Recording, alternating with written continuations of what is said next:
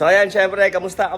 Ayan, Sir Bugs pa rin. At for today's vlog ito, dito naman tayo sa mga fast break unit, ayan, sa mga murang sasakyan. At siguradong pasok sa mga budget nyo. Ayan, pero syempre, kung bago ako pa lang dito sa aking YouTube channel, kung okay lang, baka pwede magpa-like at magpa-subscribe na rin. Ayan, road to 300k na tayo, sana tulungan nyo ako.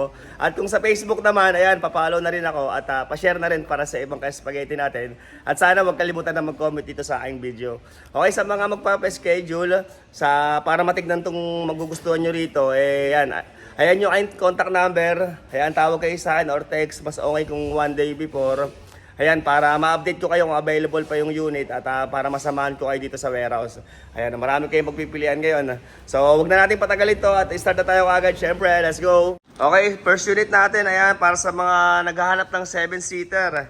Ito, 2023 Mitsubishi Expander 1.5 GLS. Ayan, automatic transmission, dark gray ang kanyang kulay. Ayan, 18k mileage only. Ayan, 865,000 para sa cash. At for financing, syempre, para sa sample quotation, mag-message na lang kayo sa messenger ko para mapasahan kayo ni admin ng estimate ng sample quotation, pati list of requirements. Ayan, kulay gray na Expander, 2023 model, 18k mileage.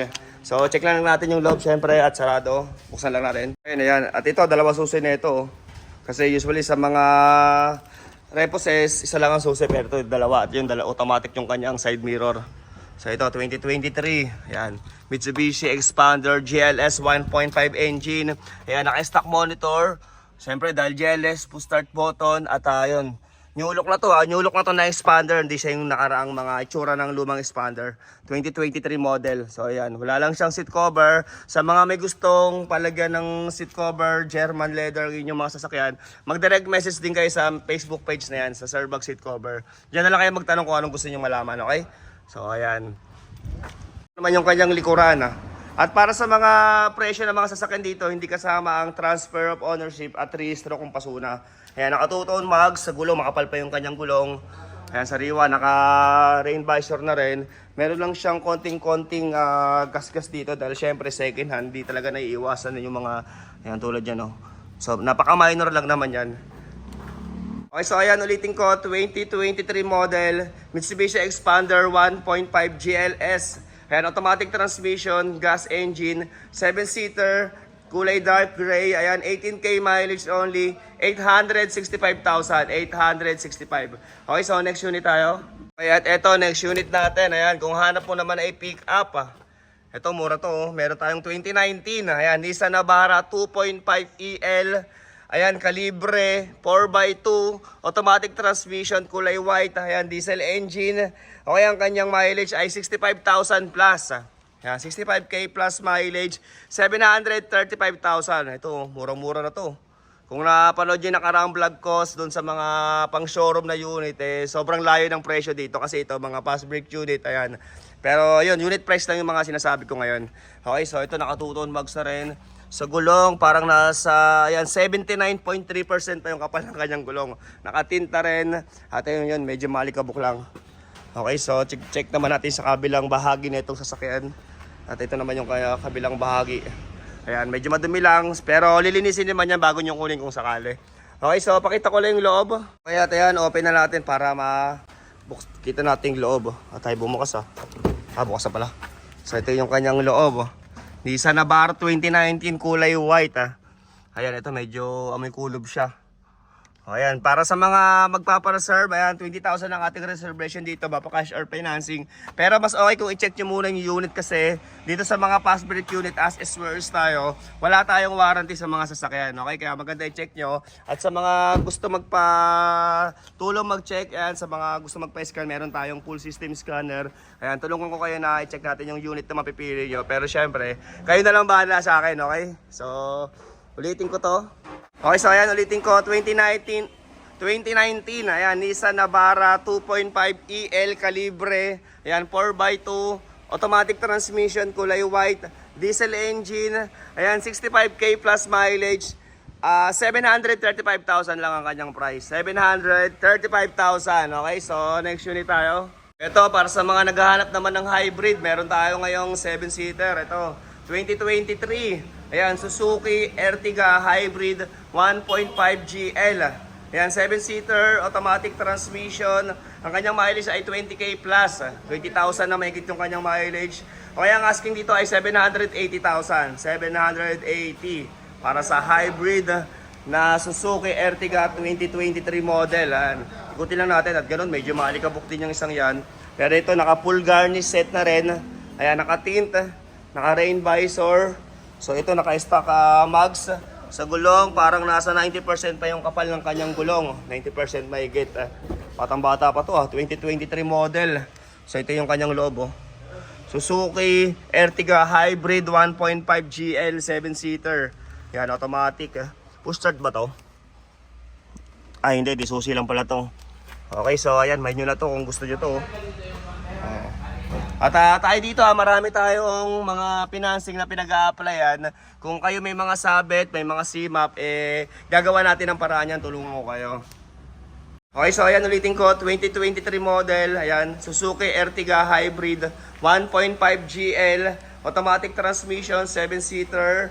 Okay, 20k plus mileage. Ang kanyang asking ay 780,000. 780,000 para sa 2023 model Suzuki Ertiga Hybrid. Okay, so next unit tayo.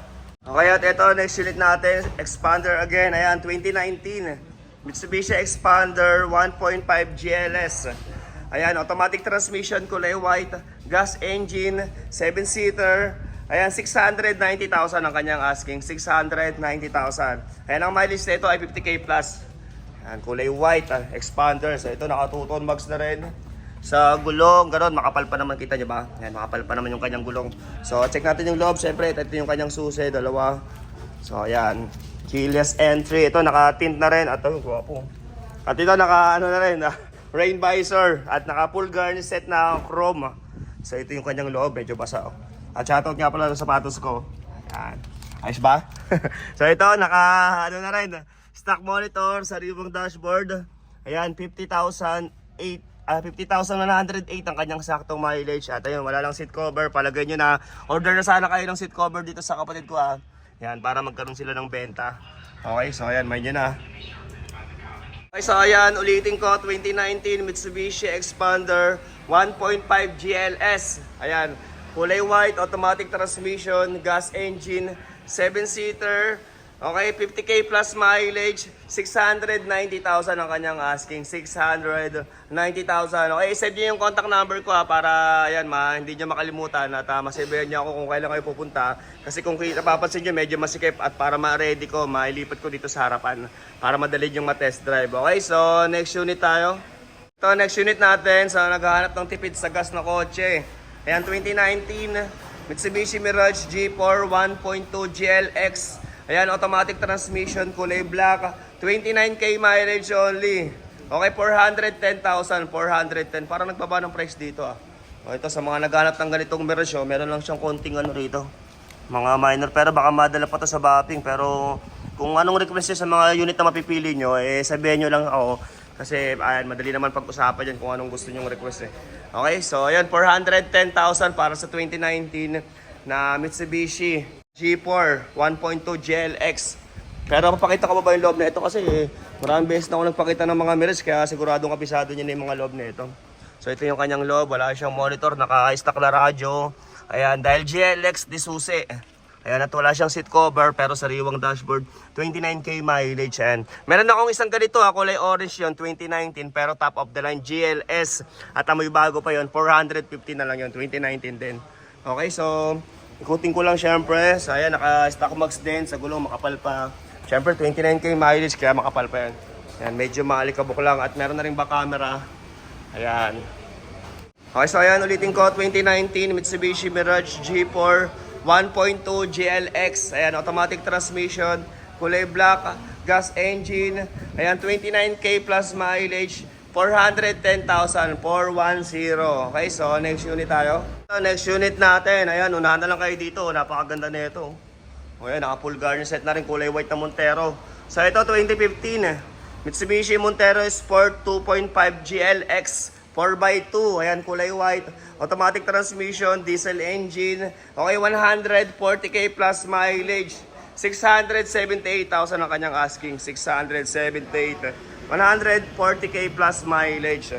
So ayan, ikuti lang natin sa gulong. Mukhang bago pa yung gulong na ito. Ayan, naka-max din, naka-stepboard, naka-tint at trail visor. Ayan. So ito naka-full garnish set na rin. Check natin yung likuran. So ito yung kanyang likod. Ayan, meron na rin back camera at may back sensor na rin. Ayan, Mitsubishi Montero Sports GLX 4x2. So, check natin yung loob. Ay, sarado. Hiramin ko lang yung susi. Ayan, tignan natin yung loob, syempre. Okay, kita nyo naman, oh. Keyless entry din, pero ito isa lang susi niya, eh. So, pa-duplicate na lang kayo. Ito yung kanyang susi, oh. Mura na naman paggawa niya. Nasa 500 pesos lang yan sa mga mall. So, ito yung kanyang loob. Naka-sidings na rin. Ayan, naka-leather seat. Naka-steering wheel cover. At meron pang ano pa to. Ayan, para sa isang kamay lang yung pag nagdadrive ka. Pero hindi na kailangan niya pag sanay ka na. So ito, naka-monitor na rin. Sariwa yung loob na ito.